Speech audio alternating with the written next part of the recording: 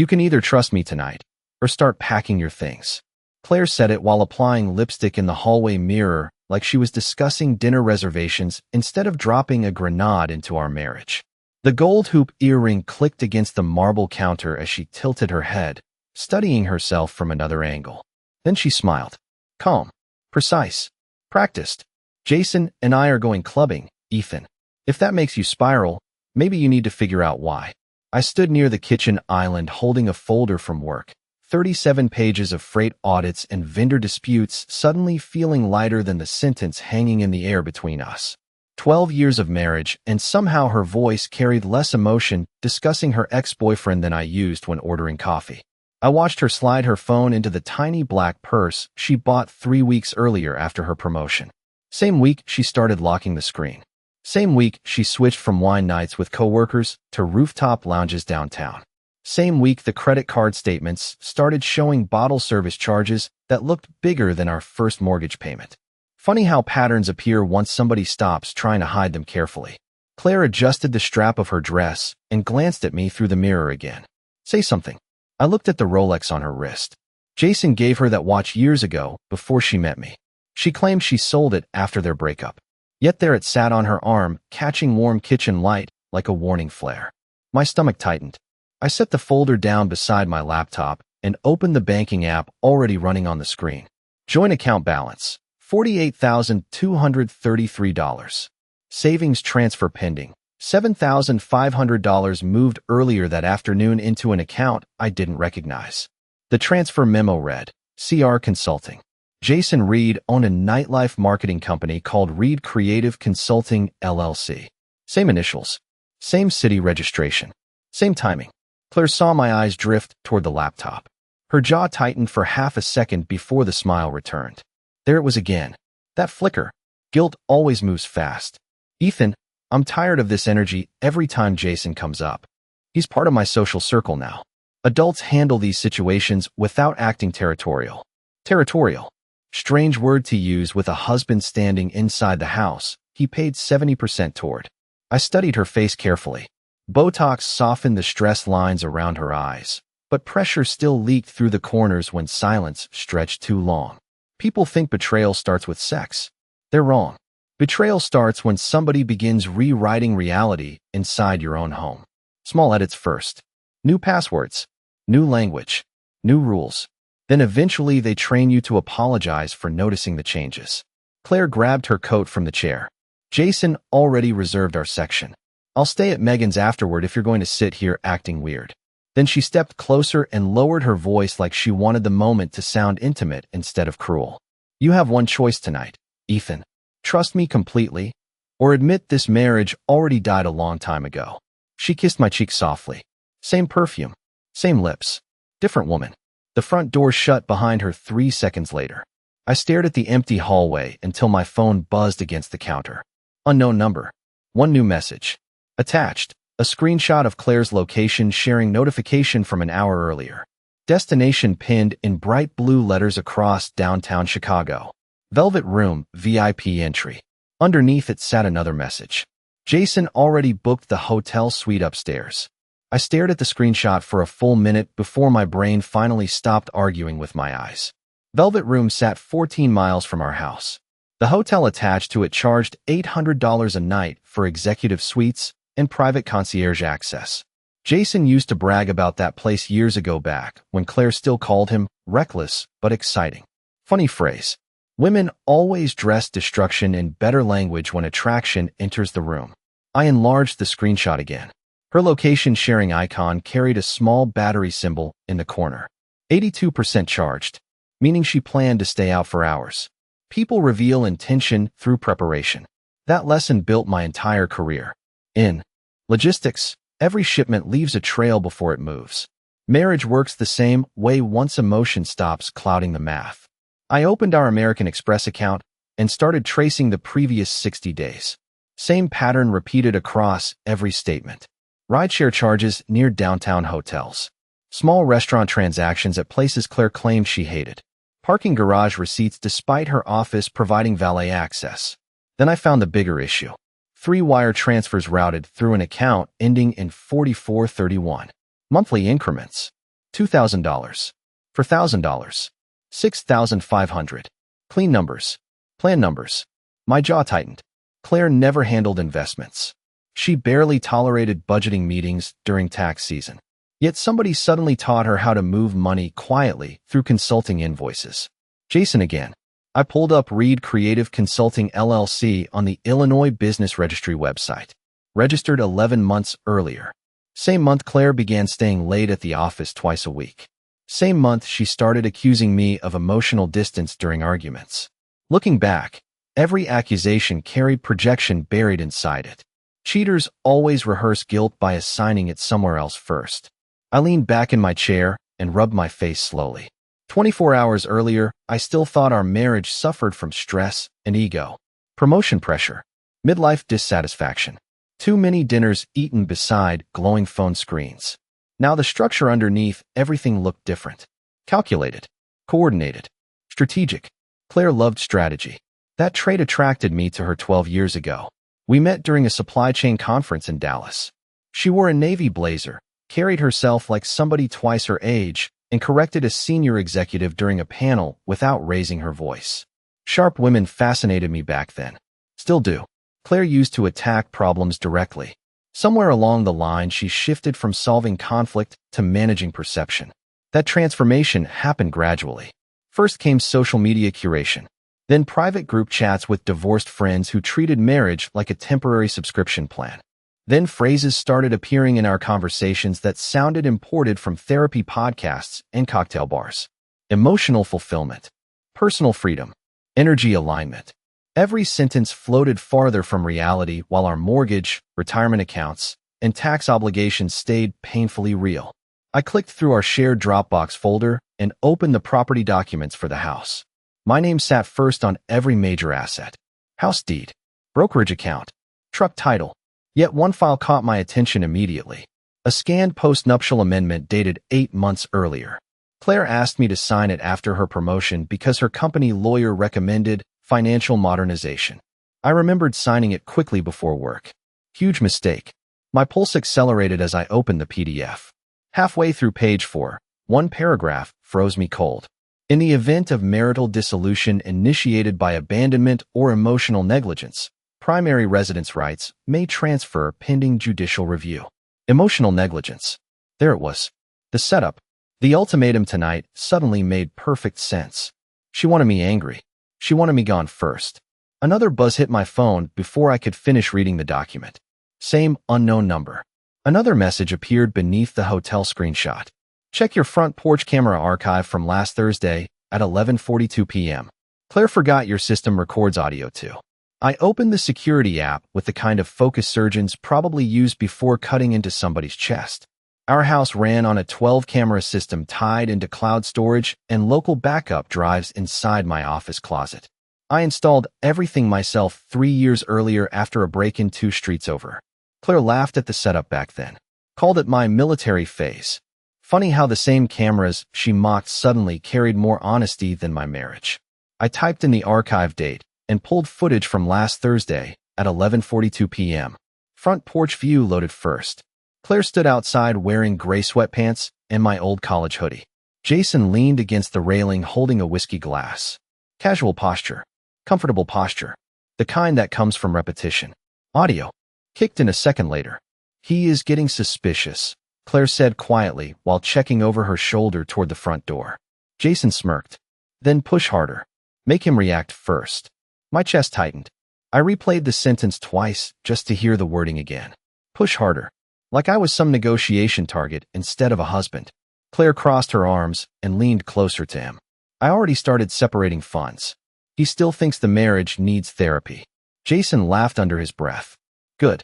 Once he leaves the house, your attorney can frame emotional instability and abandonment together. Judges eat that up. A strange calm spread through me after that line. Rage burns hot. Clarity freezes cold. I paused the footage and stared at Jason's face. Same polished beard. Same inflated confidence guys like him wear when life rewards surface charm for too many years. Then another realization hit me harder than the conversation itself. Somebody wanted me to find this. The anonymous texts. The timestamps. The exact archive minute. Either Claire had another leak inside her circle, or Jason trusted the wrong person around his phone. I exported the clip immediately and saved 3 copies. One encrypted drive, one cloud backup, one external SSD locked inside my office safe beside our tax records and property deeds. Then I called somebody I had not spoken to in almost 8 years. Daniel Mercer answered on the second ring. Former corporate attorney, former college roommate, current partner at one of the nastiest divorce firms in Chicago. Ethan, everything all right? I stared at the frozen image of Claire, standing inches away from another man on my porch. I need strategy. Silence stretched for 2 seconds. Then his voice shifted into lawyer mode instantly. Calm. Direct. Bring documents first. Emotions later. Good advice. I spent the next hour building a timeline across my dining room table.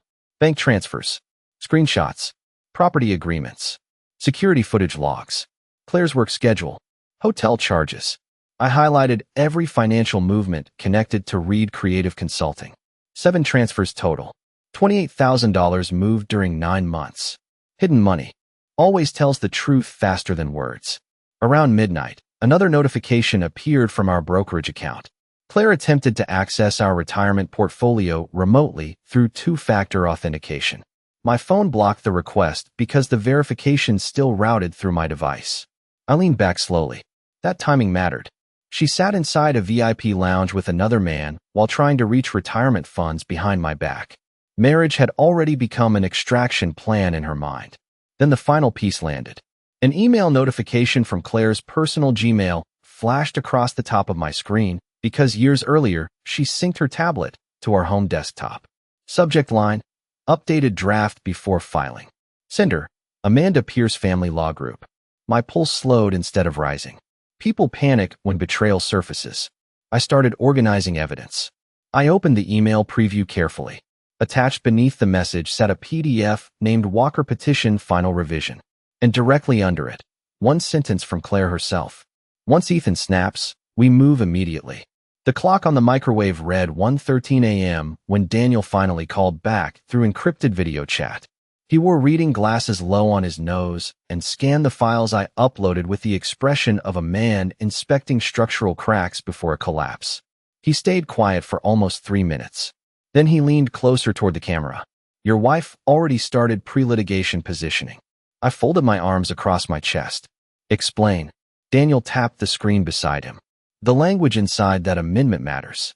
Emotional negligence claims create leverage during temporary housing disputes. Her attorney expected volatility from you. That explains the financial separation strategy and the pressure tactics. Pressure tactics. Clean phrase for psychological warfare inside a marriage. Daniel continued reading through the screenshots while I opened another browser window tracking Claire's spending activity live through our shared accounts. $23 charged at Velvet Room. Then $460 at the VIP service terminal. Minutes later, another authorization appeared tied to the attached hotel upstairs. Suite deposit accepted. My stomach turned colder instead of heavier. Betrayal reaches a strange stage where pain stops feeling emotional and starts feeling administrative. Documents, transfers, timelines, receipts. Marriage reduced into evidence folders. Daniel adjusted his glasses again. Listen carefully, Ethan. You hold stronger positioning than they realize. That sentence slowed my breathing for the first time all night. He pointed toward the trust documents from my late father's estate. Your inheritance protections remain intact because the primary brokerage account traces directly through family trust allocation. Claire likely assumes emotional pressure will force quick settlement concessions before full discovery. I stared at the dining room table covered with highlighted paperwork and finally understood something ugly. Claire and Jason built their strategy around emotion, while I built my entire career around systems. Systems always when once panic leaves the room. Daniel asked another question. Do you still control the home security administrator account? Yes. Good. Change access credentials immediately. Archive every recording externally. Also freeze joint credit expansion before sunrise. I moved fast after that. Passwords changed first. Banking alerts rerouted second. Credit line restrictions third. Every action tightened another layer around assets Claire thought she could manipulate quietly. My phone buzzed again around 1:47 a.m. This time the message came directly from Claire. You still awake? I stared at the screen without answering. 3 dots appeared almost instantly. Jason says you probably spiraled already. There it was. The bait. She wanted anger documented through text. Emotional instability. Harassment. Threats. Their strategy depended on reaction. I typed one sentence carefully. Drive safe tonight. Then I tossed the phone onto the table beside the divorce amendment paperwork. Daniel laughed softly through the speaker. Good. Calm men terrify manipulative people because calm destroys narrative control. Another notification interrupted us seconds later. Front driveway motion alert. I opened the camera. Feed automatically expecting Claire's rideshare arriving early. Instead, a black Mercedes sat parked across the street with headlights off. Driver's side window lowered halfway. Jason leaned outside holding his phone toward our house like he was recording something. My jaw hardened. Daniel saw my expression immediately. What happened? I rotated the laptop toward the live feed. Jason stayed parked there smiling toward my front porch camera like he already believed victory belonged to him. Then Claire stepped into frame from the passenger side wearing the same black dress and wrapped both arms around his neck before laughing directly toward my house. Daniel muttered one sentence under his breath. They are manufacturing optics.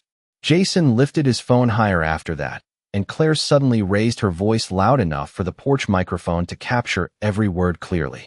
I swear Ethan probably punched holes in the wall already. Silence filled my kitchen for half a second. Then Daniel sat upright sharply and pointed toward the screen. Freeze that frame right now. She just committed the first major mistake of the night. Daniel paused the footage frame by frame while Claire's voice echoed through my kitchen speakers again. I swear Ethan probably punched holes in the wall already. Jason laughed beside her and angled his phone higher toward my house like he expected police lights to appear any second. Daniel tapped the desk sharply. That statement matters because she created a documented allegation before any confrontation occurred. Judges hate manufactured fear narratives once evidence exposes coordination. I leaned closer toward the screen, watching Claire's expression carefully. She looked relaxed, comfortable, almost playful. That bothered me more than the affair itself. Affairs run on impulse. This carried planning. Jason opened the passenger door for her, and she slid back inside the Mercedes while checking her reflection in the visor mirror. Then the car pulled away slowly. Daniel folded his hands together. They expected emotional chaos tonight. Instead, they handed you conspiracy evidence. I saved the driveway footage beside the porch recording and started building separate folders labeled financial transfers, coordinated statements, and property positioning. Every organized file lowered my pulse another degree. Chaos loses power once somebody maps it clearly. Around 2:30 in the morning, Daniel connected me with a forensic accountant named Linda Carver. Sharp voice. 0 wasted words. She reviewed the bank transfers through screen share and immediately spotted another issue hiding under the surface. Jason structured these payments below mandatory internal review thresholds, she said while highlighting transaction patterns. That means somebody advised them on concealment strategy. My jaw tightened again. Claire worked beside corporate attorneys every day. She knew exactly how paper trails functioned. Linda traced another connection 20 minutes later through vendor metadata attached to one of the transfers. Reed Creative Consulting shared accounting software with a second entity called Pierce Strategic Holdings. Pierce, same surname as Claire's divorce attorney. Daniel leaned back in his chair slowly after hearing that. Jesus Christ. Linda continued typing rapidly. Either they share financial administration services, or somebody inside the law office maintains side business ties with Jason. There it was. The circle finally closed. Claire trusted a legal strategy built by people financially connected to each other. Suddenly, the pressure tactics, fake concern narratives, and coordinated recordings made perfect sense. They already rehearsed the ending in their heads. I stood from the table and walked toward the kitchen sink, gripping the counter edge tightly. 12 years together. Holidays. Family trips. Mortgage payments. Hospital waiting rooms when Claire's father had surgery. All of it traded for a legal ambush packaged as empowerment. Betrayal changes shape once money enters the bloodstream. Daniel broke the silence first. Ethan, you need to move before sunrise. Meaning, separate liquid assets tied to your inheritance exposure. Lock temporary residence options. And most importantly, he paused carefully. Control the house narrative before she files first. I nodded once. Then I opened. Another browser window, and contacted a private executive apartment complex 15 minutes from downtown. 6-month lease. Furnished unit. Immediate move-in available. I paid the deposit within 3 minutes using my separate trust account. Next came the storage facility. Then a courier service. Then a request for certified copies of every shared financial document. Action kills panic. By 3:18 a.m. my dining room looked less like a husband processing betrayal and more like a command center preparing litigation. Another message arrived from Claire while I uploaded files to encrypted cloud storage. Jason says you finally understand what confidence looks like. I stared at the sentence without emotion. Confidence. Funny word again. Men like Jason confuse recklessness with power because life rewards appearance longer than discipline. I ignored the message completely and continued organizing evidence until a new alert flashed across my monitor from the home security dashboard. Garage entry detected. My eyes narrowed instantly. Claire's phone location still showed downtown at Velvet Room. Yet somebody just entered my garage using her personal keypad code. I opened the live feed slowly. Jason stepped into frame first, carrying a small black duffel bag while wearing latex gloves. Every muscle in my body locked the second Jason entered the garage feed carrying that duffel bag. He moved carefully across the concrete floor like somebody rehearsing his path in advance. Calm pace. Controlled breathing. He already knew camera angles. That detail mattered immediately because our garage cameras sat recessed inside black housings most visitors ignored completely. Jason glanced toward each one automatically before turning his baseball cap lower over his forehead. Daniel leaned toward his monitor beside me. He has done this before. I zoomed the footage tighter. Latex gloves. Black duffel. Baseball cap. At first glance, the scene looked dramatic enough to trigger panic. Then my logistics brain took over again. People preparing crimes hide identity. People preparing narratives perform identity. Jason wanted evidence captured. I opened the secondary audio channel while he crouched. Beside my tool cabinet near the garage workbench. Metal zipper opened slowly. Jason removed a slim envelope first. Then another object wrapped in dark cloth. My jaw tightened. Daniel spoke quietly. Record everything separately. Timestamp every second. I created another encrypted archive folder immediately while Jason positioned the envelope beneath my workbench drawer where police would easily locate it during a standard domestic search. Then he unwrapped the second item carefully. Small silver revolver. My pulse slowed instead of rising. There it was. The setup finally exposed itself completely. Jason placed the gun inside a plastic storage crate near the wall beside old contractor equipment and camping supplies. Then he stepped backward, holding his phone up toward the hidden location like he wanted photographic proof of placement. Daniel cursed under his breath. They planned emergency filings tied to domestic threat allegations. My mind replayed Claire's earlier comment instantly. I swear Ethan probably punched holes in the wall already. Manufactured instability. Manufactured fear. Manufactured evidence. Piece by piece, the entire strategy surfaced under camera light like rot underneath paint. Jason zipped the bag closed and pulled another item from his jacket pocket after that. Small prescription bottle. He shook several pills into the workbench drawer before closing it halfway. Daniel stared hard at the screen. Jesus Christ. They are building substance abuse implications too. I stood frozen beside the kitchen counter, feeling something inside me harden permanently. Affairs hurt. Humiliation burns. But false accusations aimed at destroying a man's reputation, finances, housing rights, and legal standing? That crossed into another category entirely. Jason finished staging the garage and typed something into his phone before leaving through the side entry door connected to the mudroom. Seconds later, Claire's name flashed across my screen with a new message. You seem quiet tonight. That usually means you are angry. Another bait attempt. Another trap designed to provoke emotional language through text records. I handed the phone toward Daniel through the camera. Look at timing. He nodded instantly. Coordinated communication after evidence placement. They want reaction timestamps aligned with the planted material. I exhaled slowly and typed 4 careful words back. I am heading to sleep. Then I muted her thread completely. Around 4:12 a.m. Daniel instructed me to contact local counsel immediately before sunrise. You need legal possession documentation filed before she escalates this. I called another attorney Daniel trusted, named Rebecca Sloan. Former federal prosecutor. Razor-sharp reputation. She answered before the second ring, like people in her world survived on emergencies.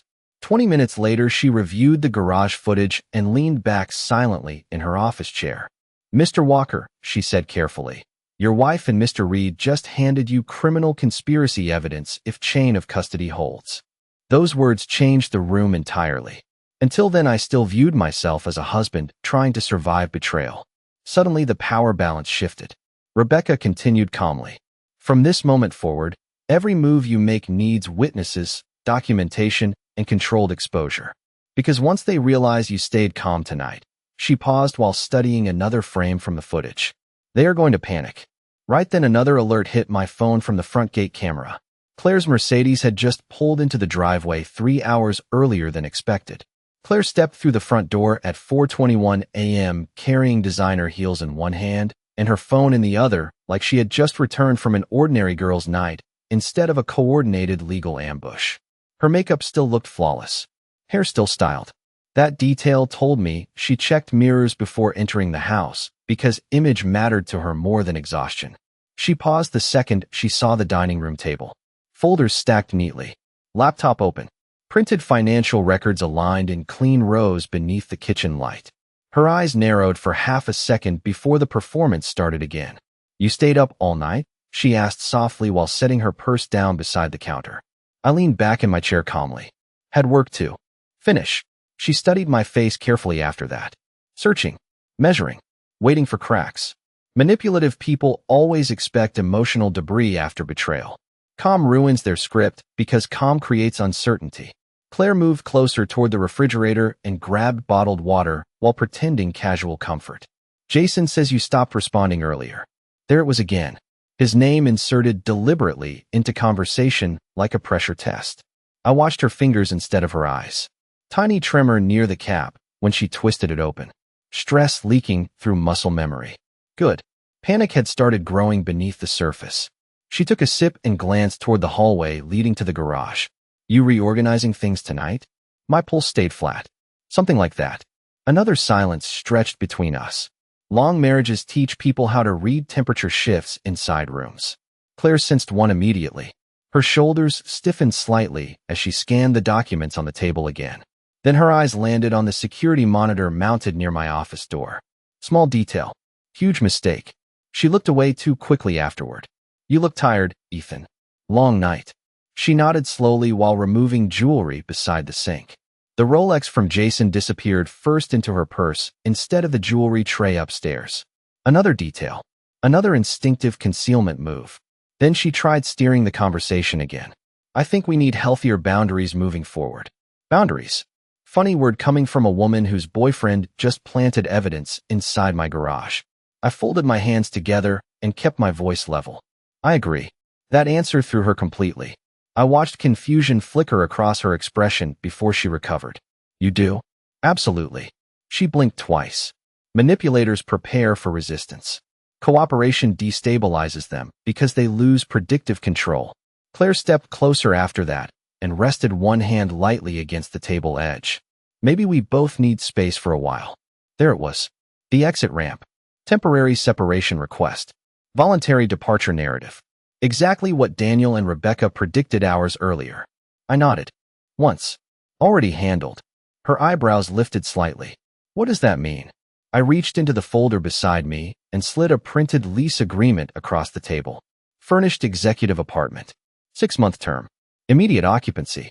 Claire stared at the document silently while processing the timeline in her head. She expected emotional collapse. She expected screaming. She expected begging or threats. Instead, she found preparation. Her breathing shifted subtly after reading the move and date. "Today. You signed this already?" she asked quietly. "Around 3 this morning."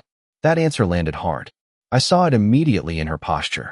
Because now the power balance changed completely. I was not reacting anymore. I was moving. Claire pulled the lease closer and scanned the financial section. Then another realization hit her face like cold water. Separate trust account payment source. Untouchable funds. Her eyes lifted sharply toward me. "You used inheritance money?" "Correct." She froze completely after that because she finally understood something dangerous. The assets she spent months trying to corner had already moved outside her reach hours earlier. Her phone buzzed suddenly on the counter between us. Jason's name flashed bright across the screen. I watched Claire's face drain of color the second she saw the incoming message preview. Did he find the gun yet? Claire snatched the phone off the counter so fast the water bottle tipped sideways beside her purse. Her thumb slammed against the screen trying to hide the message preview, but damage already spread across the room like gasoline fumes. I watched her carefully instead of the phone itself. Eyes wide, breathing shallow, jaw locked tight enough to tremble slightly beneath the kitchen light. Fear always strips performance away first. That is not what it looks like, she said quickly. Interesting sentence. She skipped denial completely and jumped straight into interpretation management. Rebecca Sloan once told me innocent people answer accusations directly while guilty people attack perception first. I leaned back in the chair slowly. Then explain it. Claire opened her mouth, closed it again, then glanced toward the hallway leading to the garage. Another mistake. Her instincts kept checking the scene of the setup even after exposure landed. She unlocked the phone rapidly and typed something to Jason beneath the table edge while trying to steady her voice. Jason jokes around. You know how he is. I almost smiled hearing that. 12 years together, and Claire still underestimated how closely I listened once emotion left the equation. Jokes carry timing. Criminal panic carries timing too. The message arrived seconds after she walked inside the house, because Jason expected immediate confirmation the planted evidence succeeded. Simple, clean, logical. I slid my laptop toward her across the table and tapped the security footage timeline already paused on the garage camera frame. Jason stood frozen on screen wearing gloves beside my workbench with the silver revolver in his hand. Claire's face lost all color instantly. For the first time that night, she looked genuinely unprepared. Ethan, her voice cracked slightly. Tiny sound. Huge shift. The woman who entered this house expecting emotional dominance suddenly looked like somebody calculating survival odds. I pressed play without speaking. The footage rolled quietly through the kitchen speakers. Jason placing the envelope. Jason positioning the gun. Jason photographing the scene afterward. Every movement looked deliberate, measured, organized. Claire covered her mouth halfway through the video, like she needed the gesture to buy time for her brain. Then came the worst part for her. Audio from the driveway recording layered into the footage automatically through synchronized timestamps. I swear Ethan probably punched holes in the wall already. Her own voice filled the kitchen again while Jason laughed beside her. Claire shut her eyes immediately after hearing it. Shame finally entered the room. Rebecca joined the call through my laptop speaker right then. Perfect timing. Mrs. Walker, she said calmly. You should understand that your husband preserved full digital chain of custody across multiple encrypted backups beginning at 1:12 a.m. Claire stared toward the laptop speaker like she forgot other people existed. Outside her strategy, Rebecca continued speaking with surgical precision. At this stage, your exposure extends beyond marital misconduct. Coordinated evidence planting tied to false domestic allegations creates serious legal implications. Claire gripped the counter edge hard enough for her knuckles to pale. I never wanted things to go this far. Another revealing sentence. She still framed herself as somebody caught inside events instead of somebody actively building them. I stood slowly and gathered several folders from the table before placing them neatly in front of her. Bank transfers, property amendments, screenshots, security logs. The entire structure of her plan sat there exposed under white kitchen light. Claire flipped through pages silently while panic widened behind her eyes with every document. Then she reached the final page and froze completely. Petition draft timestamped 2 weeks earlier. Filing date prepared before tonight even started. You already planned the divorce, I said quietly. Claire swallowed hard without answering. Because truth sat printed in black ink between us now. She never wanted reconciliation. She wanted positioning. Another notification buzzed across her phone before either of us spoke again. This time the message came from Amanda Pierce. Police report draft ready once Jason confirms weapon discovery. Claire looked up at me slowly after reading it. And for the first time since I met her 12 years earlier, she looked afraid of me staying calm. 6 months later, I sat inside a glass conference room overlooking downtown Chicago while Rebecca reviewed the final settlement documents across the table. Clean ending. Fast ending. Claire's attorney folded early after forensic accounting connected Jason's company to the staged evidence plan and hidden financial transfers. Amanda Pierce resigned from her firm 3 weeks after discovery subpoenas started pulling internal communications. Jason vanished from social media entirely after his consulting accounts froze under investigation. Funny how loud men grow quiet once consequences arrive, carrying paperwork instead of emotion. Rebecca slid the final signature page toward me. You are free. Simple sentence. Heavy sentence. I signed slowly, using the same hand that once placed wedding rings, mortgage papers, and anniversary cards beside Claire's coffee mug before work. Strange how life compresses entire marriages into legal packets by the end. Outside the conference room window, the city moved forward without caring about betrayal, court filings, or collapsed illusions. That realization helped more than therapy ever could. The world keeps moving. Men survive by moving with it. My new apartment smelled like leather, coffee, and fresh paint instead of tension now. Quiet carried peace again instead of suspicion. I slept through entire nights for the first time in years because nobody stood beside me managing narratives anymore. No hidden phones. No strategic arguments. No emotional pressure tests disguised as conversations. Just silence earned honestly. I rebuilt everything methodically after the divorce finalized. Gym at 6 every morning. Work by 8. Financial restructuring meetings twice a month. Daniel helped me move remaining assets into stronger trust protections while Rebecca cleaned the final legal debris from the attempted setup. Discipline replaced paranoia slowly. That mattered because betrayal leaves residue inside men long after people disappear. Some nights I still replayed the garage footage in my head, wondering how somebody I loved learned to weaponize trust so efficiently. Then I remembered another truth. Character reveals itself fastest when greed believes victory already arrived. Claire believed she controlled the board because she confused manipulation with intelligence. She forgot calm men observe longer than angry men. Around late October, my phone buzzed while I reviewed freight projections at work. Claire's name appeared across the screen for the first time in almost 2 months. I stared at it for several seconds before opening the message. Can we talk? Please. Short sentence. Different energy. Gone were the polished psychological phrases and strategic confidence. Reality stripped those layers away eventually. I set the phone face down beside my keyboard and kept working. 10 minutes later, another message arrived. Jason ruined everything. There it was. Accountability always enters late once consequences finish collecting interest. I leaned back in my chair, slowly remembering the woman who stood inside our kitchen months earlier, demanding trust, while another man hid weapons inside my garage. Same woman, different leverage. I opened the security app out of habit and checked my apartment cameras automatically before leaving work that evening. Old reflex. Old scar. Healing does not erase caution. It teaches precision. The elevator ride down to the parking garage felt strangely peaceful after that. No rage left. No revenge fantasy. Just clarity. Claire spent months trying to force me into becoming the unstable man her strategy required. She pushed harder, manipulated harder, lied harder. Yet the moment that destroyed her entire plan came from the one thing she never expected. Restraint. Real power rarely screams.